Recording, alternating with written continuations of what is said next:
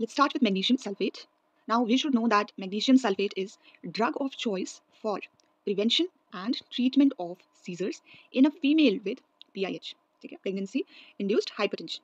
तो दो चीज़ें आपको याद रखनी है, वो प्रिवेंट करने के काम भी आ रहा है और अगर सीजर हो भी गए हैं तो उसको ट्रीट करने के काम भी आ रहा है, ठीक है। तो दोनों चीज़ें आपको क्लियर होनी चाहिए, ठीक है।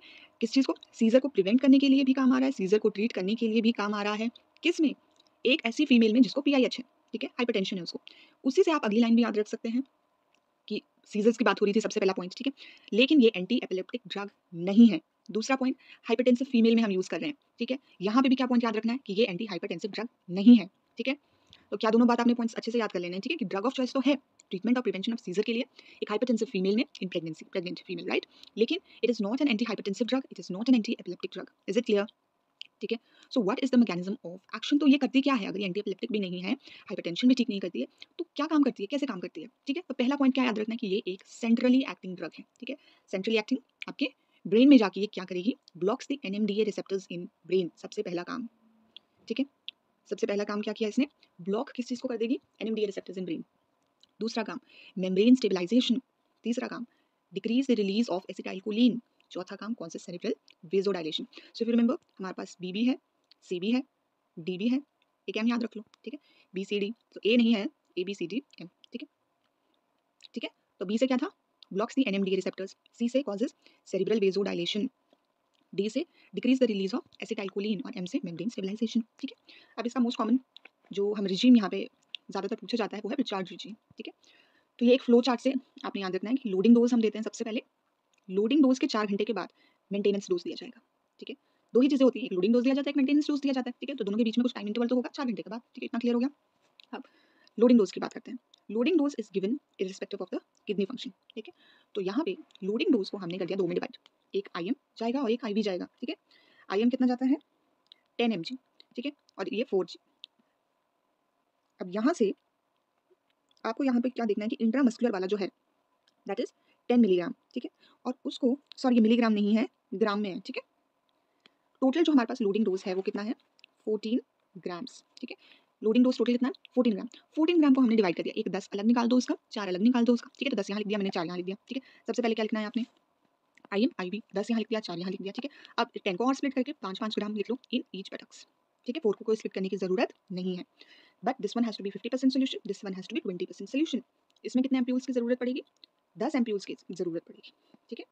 यहाँ पे कितने एम्प्यूल्स की जरूरत पड़ेगी? अब इसको हमें बनाना पड़ता है, ठीक है, क्योंकि जो अवेलेबल है वो 50% सोल्यूशन में होता है, पर हमें तो बनाना इसे 20% सोल्यूशन में है। तो ये हम एक सिरिंज लेंगे, ठीक है, 20 ml सिरिंज, ठीक है। इसमें हमने 4 एम्प्यूल लेना है। सो 1 एम्प्यूल इज इक्वल टू 1 ग्राम। तो 4 एम्प्यूल लेने से हमने 4 ग्राम मैग्नीशियम सल्फेट ले लिया, ठीक है, ठीक है।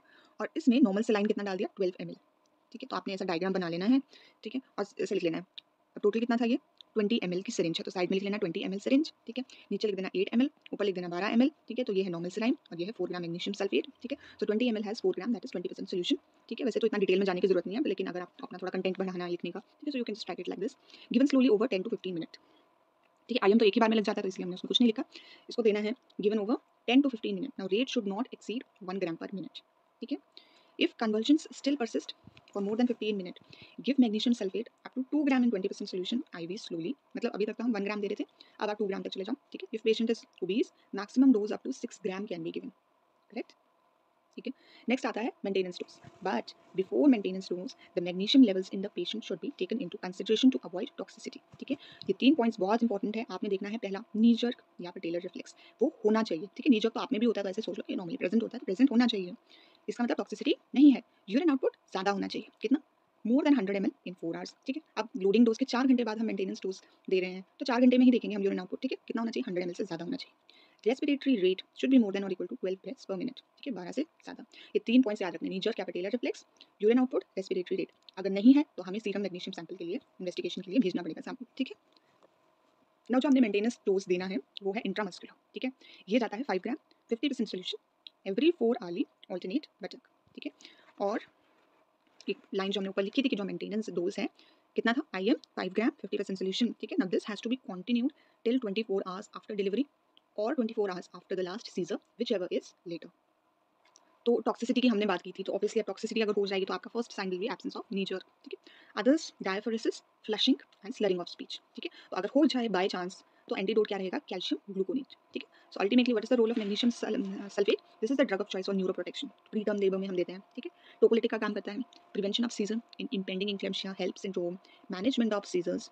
ठीक है, now if it cross placenta it can lead to most commonly decreased beat to beat variability, decreased fetal heart rate, there will be transient one, ठीक है, and prolonged acceleration. So that was all about magnesium sulfate.